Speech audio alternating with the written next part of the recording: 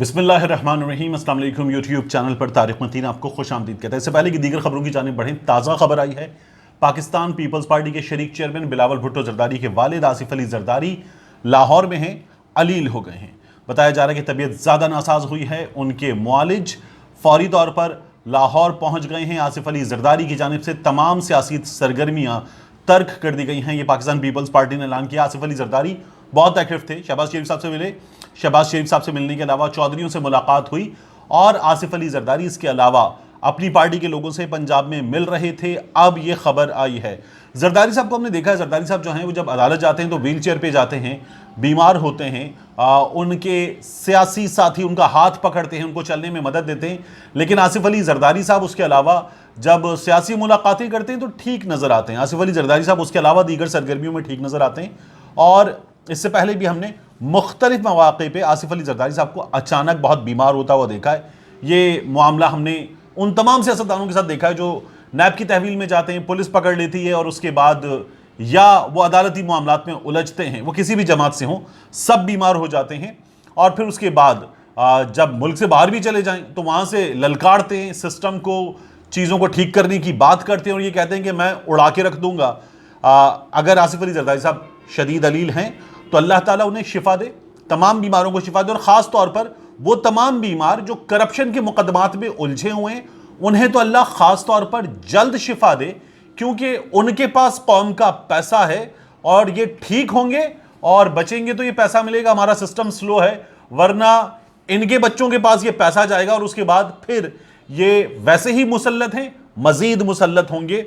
इसलिए अल्लाह ताला आसिफ अली जरदारी साहब को जल्द शिफा दे, तमाम बीमारों को अल्लाह पाक शिफा दे, आमीन सुम आमीन। इसके अलावा वज़ीर आज़म इमरान खान साहब फैसलाबाद गए और फैसलाबाद जाकर इमरान खान साहब ने जो सेहत कार्ड है उसके सिलसिले में खिताब भी किया, उसका आगाज़ भी किया और वहाँ पर उन्होंने जो टोकन सेहत कार्ड होता है वो बांट कर इसका आगाज़ कर दिया है फैसलाबाद के लिए और साथ में फैसलाबाद डिवीज़न के लिए।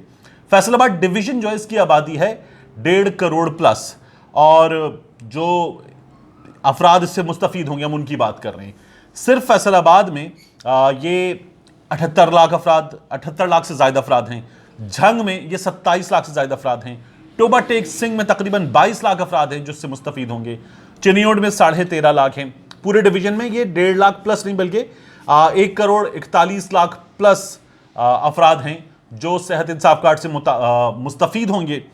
ये पूरे पंजाब में 31 मार्च तक मुकम्मल तौर पर यानी 100% पंजाब सेहत इंसाफ कार्ड से कवर हो जाएगा इंशाअल्लाह 31 मार्च तक। बड़ा मंसूबा है, इस हुकूमत का फ्लैगशिप मंसूबा है और इस मंसूबे पर अमल दरामद मुकम्मल तौर पर हो और ये अच्छा रिस्पॉन्स दे तो ये उम्मीद की जा रही है कि ये पाकिस्तान तहरीक इंसाफ की अगले इंतखाब में बुनियादी वजह होगा कामयाबी की।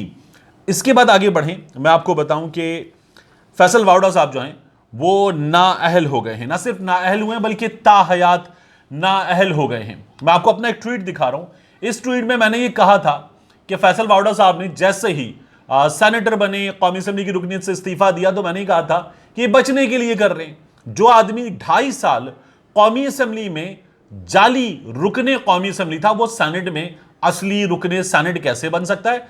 फैसल वावड़ा साहब जो है वो अब नाअहल हो गए हैं। ना सिर्फ नाअहल हुए हैं बल्कि ताहयात नाअहल हुए हैं।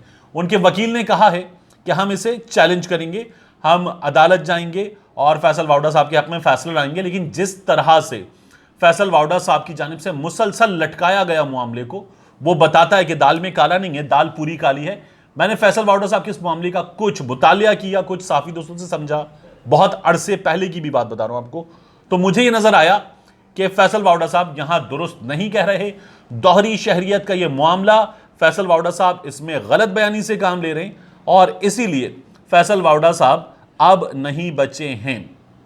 चीफ इलेक्शन कमिश्नर की सरबराही में ये 3 रुकनी बेंच का फैसला था, सुना दिया गया है। फैसल वावड़ा साहब से कहा गया है कि बतौर रुकने कौमी असेंबली और वफाकी वजीर जो तनख्वाहें हासिल की हैं वो वापस करें और जो मुराद हासिल की हैं वो 2 महीने के अंदर कौमी असेंबली को वापस जमा करवा दें।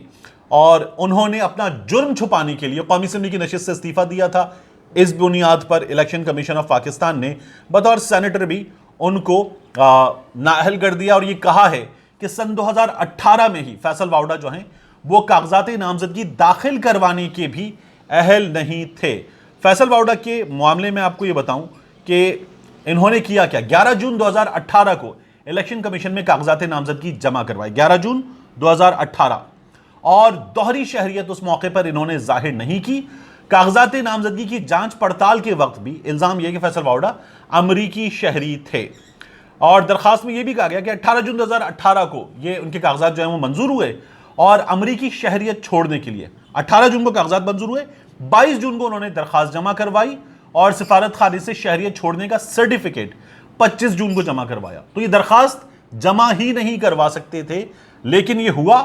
فیصل واؤڈا صاحب نے غلط بیانی سے کام لیا، پھر وکیل کے ذریعے ٹال مٹول سے کام لیتے رہے، اس کو لٹکا کے رکھا، اور اب الیکشن کمیشن آف پاکستان نے فیصلہ سنا دیا ہے، فیصل واؤڈا صاحب نااہل ہو گئے ہیں۔ ان کی نااہلی کو کہا جا رہا ہے کہ پاکستان تحریک انصاف کی ایک اے ٹی ایم کی نااہلی ہے، ایسا نہیں ہے۔ فیصل واؤڈا صاحب جو ہیں وہ ایک کاروباری شخصیت ہیں، امپورٹڈ گاڑیوں کا مختلف اور کاروبار ہیں ان کے، اور یہ پیسے والی پارٹی ہے۔ یہ کراچی میں صحافیوں پر بھی مبینہ طور پر، میں بات کروں مبینہ طور پر، یہ بڑے ٹھیک ٹھاک قسم کے پیسے خرچ کرتے ہیں، اور اس لیے یہ صحافیوں میں بعض اوقات بڑے مقبول آپ کو نظر آتے ہیں۔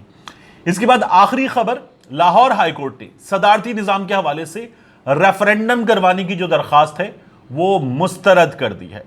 یہ ہمارے یہاں گزشتہ سے بہت چل رہا ہے، آپ میں سے بہت سارے لوگوں نے مجھے یوٹیوب پر کہا تھا کہ اس پر ویڈیو کریں، میں اس لیے اس پر ویڈیو نہیں کر رہا تھا، بہت سارے دوستوں نے کی اور بڑا تفصیل سے آپ کو بتایا کہ صدارتی نظام نہ جانے کیا کچھ بدل کر رکھ دے گا، نظام کیا کچھ بدل کر رکھ دے گا، اس بات پر تو میں بات نہیں کرتا، کیونکہ آئے گا، کام ہوگا، پھر پتا چلے گا کہ کیا ہو سکتا ہے، لیکن ابھی یہ آ نہیں سکتا ہمارے ہاں، کیونکہ آئینی قدغنے ہیں ایک، دوسرا پاکستان تحریک انصاف خود بھی اس کے حق میں نہیں ہے۔ عمران خان صاحب نے کبھی خود اس پر بات نہیں کی، ہمارے ہاں پاکستان تحریک انصاف کے لوگوں نے بھی کہہ دیا کہ وہ اس کے حق میں نہیں ہے، وہ اس کے لیے بالکل بھی مہم نہیں چلا رہے، اور یہ جو مہم چل رہی ہے سوشل میڈیا پر باقاعدہ اشتہار چل رہا ہے، گوگل اشتہار چل رہا ہے، فیس بک پہ اشتہار چل رہا ہے، اور بعض ٹیلی ویژن چینلز پہ بھی سلسلے میں اشتہار چلا ہے کہ ایک تھنک ٹینک ہے، وہ تھنک ٹینک کہہ رہا ہے کہ صدارتی نظام آنا چاہیے، صدارتی نظام آ جانے سے سب کچھ بدل جائے گا، اور اس کے جو مخالفین ہیں وہ دلیل دیتے ہیں کہ ہمارے یہاں صدارتی نظام آ چکا ہے، وہ دلیل میں ڈکٹیٹرز کو لے آتے ہیں کہ وہ صدر تھے، صدر ایوب، صدر مشرف، صدر ضیاء الحق، وہ صدر نہیں تھے، وہ ڈکٹیٹر تھے، ان کو اسی طرح سے دیکھنا چاہیے۔ صدارتی نظام کیا ڈیلیور کر سکتا ہے کیا نہیں، اس بحث میں اس لیے نہیں پڑھنا چاہیے کہ ہمارے ہاں عدالتی نظام سب سے پہلے بدلے، یہ سب سے زیادہ ضروری ہے۔ ہمارے ہاں اشروں تک کیسز لٹکے ہوئے ہیں، اشروں تک، اور کوئی فیصلہ نہیں ہوتا۔ یہی فیصل واؤڈا صاحب کا معاملہ، لٹکا رہا معاملہ، اور دیگر معاملات ہیں، عدالتیں سزا نہیں دیتی، کیسز لٹکے رہتے ہیں، 1.5 لاکھ کیسز سپریم کورٹ میں التوا میں ہیں، اور ماتحت عدالتوں میں ان کی تعداد لاکھوں میں ہے۔ ایسے میں عدالتی نظام انصاف بدلنے کی ضرورت ہے، سزائیں سخت اور فوری کرنے کی ضرورت ہے، اور یہ جو وکیلوں کے منہ کو پیسے کا خون لگا ہوا ہے، اسے صاف کرنے کی اور اسے روکنے کی ضرورت ہے، تب تبدیلی انشاءاللہ آ سکتی ہے۔ ملتے ہیں انشاءاللہ آپ سے اگلے ویلاگ میں۔